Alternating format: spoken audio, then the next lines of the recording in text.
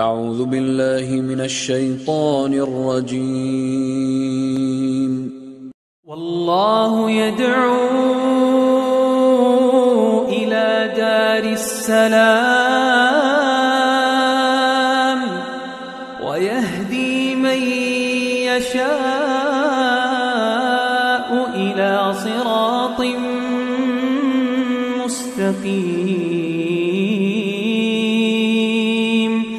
للذين أحسنوا الحسنى وزيادة ولا يرهق وجوههم قتر